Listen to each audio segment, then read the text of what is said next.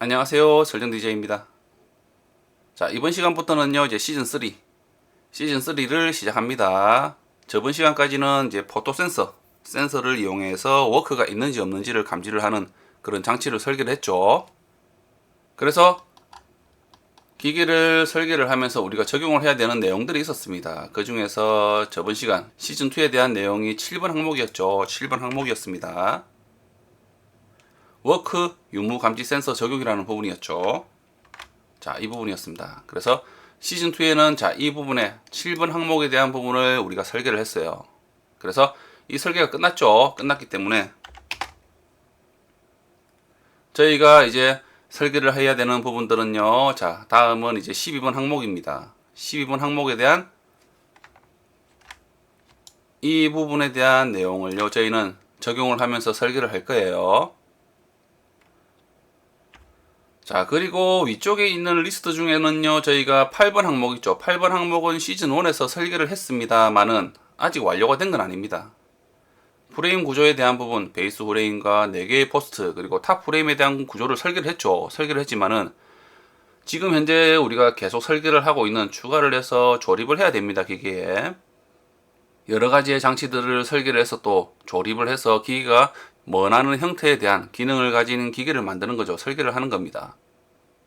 그래서 그런 부품들이 하나씩 조립이 되면서 자, 이 후레임 같은 경우는 변경이 될 소지가 많아요. 그렇기 때문에 제가 이 부분은 완료가 되지 않은 부분이기 때문에 자, 이런 빨간 선에 대한 체크를 하지 않았죠. 하지만 구분 항목에 보시면은요, 탑 프레임 하부 높이는 바닥면에서 1820mm에 대한 높이에 존재를 한다라고 되어 있죠. 그래서 자, 이 부분 같은 경우는요, 현재 설계가 됐어요. 어떤 부분이냐? 탑 프레임이 있죠. 자, 여기에 현재 탑 프레임이 있습니다. 이 프레임에서 자, 바닥은 이 바닥이죠. 그래서 이 바닥에서 탑 프레임의 하부에 대한 높이가 현재 1820이라는 거죠. 그쵸?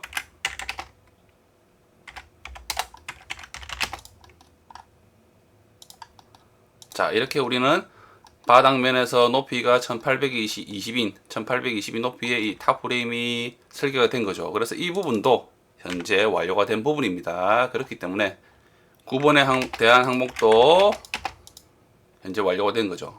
그쵸? 그래서 지금 현재 이제 시즌 3에서부터는 이제 12번 항목에 대한 이 부분을 설계를 할 텐데요.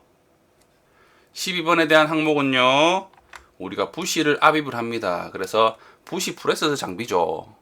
부시를 압입하는 장비를 지금 현재 설계를 하고 있습니다. 그러면서 압입을 할 때 우리는 부시를 압입할 때요. 자, 압입력에 대한 부분이 있는데 자, 1번 항목 있죠. 여기서 최소 100kg에 대한 힘으로 눌러서 조립을 해라는 얘기입니다. 자, 이 얘기는요. 현재 이렇게 부시가 조립이 되는데 이렇게 부시가 조립되는데 자, 여기까지는 작업자가 조립을 해준 후에 자, 이 부시가 여기 바닥면까지 어떻게 되죠?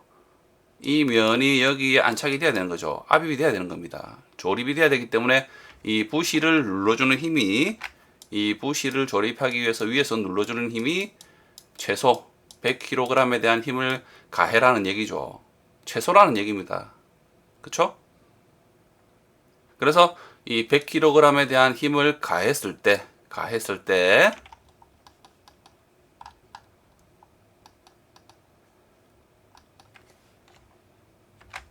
컨베이어 롤러에 손상이 없이 설계를 하라는 얘기입니다. 자, 이 내용은 우리가 컨베어와 이런 파레트와 워크들이 있습니다. 이 워크가 있는 상태에서 이 부시를 조립하기 위해서 위에서 100kg에 대한 이상으로 대한 힘을 이용해서 압입을 하는데 그러면 힘이 눌러지기 때문에 어때요? 자, 여기는 접촉을 하고 있죠. 자, 롤러 부분이 접촉을 하고 있는 거죠. 그래서 컨베어에 이렇게 접촉을 하고 있는 부분이 계속 힘이 가해진다면 어떻게 될까요? 파손이 될 수가 있는 거죠. 이 롤러는요, 컨베이어에 있는 이 롤러는 파손이 될 수가 있습니다. 또는 처음에는 괜찮지만은 이런 후레임들이 처음엔 잘 견딜 수도 있지만은 반복적으로 힘이 계속 가해진다면은요, 자, 이 후레임도 변형이 갈 수가 있는 거죠. 그쵸? 실제로 현재 도면에는 이렇게 하나의 제품만 있지만은 자, 이런 제품들이 여기에는 여러 개, 수십 개, 하루에 수십 개 또는 수백 개가 대한 부품들을 조립을 합니다. 조립이 완료되고 난 후에 자, 이 제품들은요. 완료가 된 제품은 빠져나가고 자, 이 다른 제품이 이제 이송을 해서 오는 거죠. 그러면은 이송해 온 이 새 제품을 다시 또 압입을 하는 거죠. 그렇기 때문에 이렇게 100kg에 대한 하중을 계속 반복적으로 가해진다면은 자, 이 컨베어는 어때요? 컨베어에 있는 이 롤러와 이 프레임은 변형이 갈 수도 있고요. 파손이 될 수도 있다는 거죠. 파손이 될 수도 있다는 겁니다. 그래서 이 부시를 압입을 할 때요.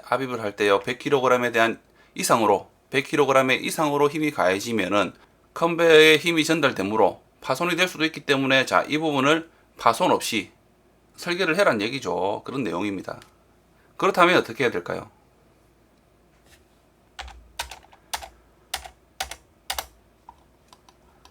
그렇다면은 자, 이 부품에 파레트가 이 압입을 할 때, 부시를 압입을 할 때 이 부품에 컨베어에 접촉되어 있는 이 롤러가 있죠. 이 롤러가 접촉되지 않게끔 하면 되겠죠. 하면 됩니다. 실제로 이 컨베어는요. 컨베어는 물건을 이송을 해주는 목적이 있는 장비입니다.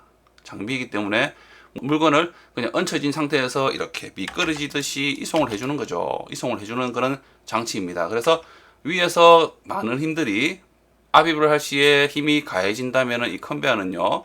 견디지를 못하는 거죠. 컨베어의 목적은 물건을 이송하는 목적이기 때문에 그렇죠.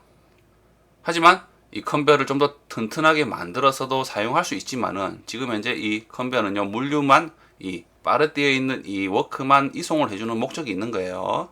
그래서 부시를 압입을 할 때 이 롤러와 파레트가 접촉되어 있는 이 부분에 접촉이 되지 않게끔 한 후에 우리가 압입을 하면 됩니다. 그쵸? 그럼 되겠죠. 그렇다면 자, 이 압입을 하기 전에 우리는 이 파레트와 이 워크와 파레트를 이 컨베어에 있는 이 접착면에 접촉하고 있는 이 면을 띄워버리면 되는 거죠. 예를 들어 이 부분을 이렇게 들어버리면 되는 겁니다.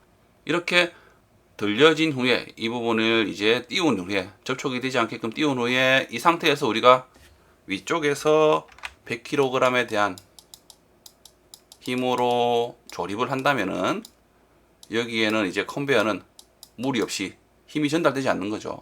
그렇게 되므로 컨베어에는 이제 파손에 대한 부분들이 발생하지 않는 거죠. 그래서 우리는요, 자, 이렇게 파레트를 들 수 있는 장치를 이제 시즌 3에는 설계를 할 거예요.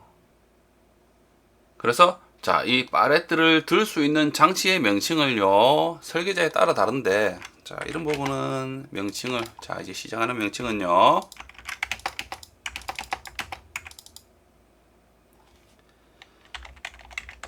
파레트 리프트 어셈블리라고 하겠습니다.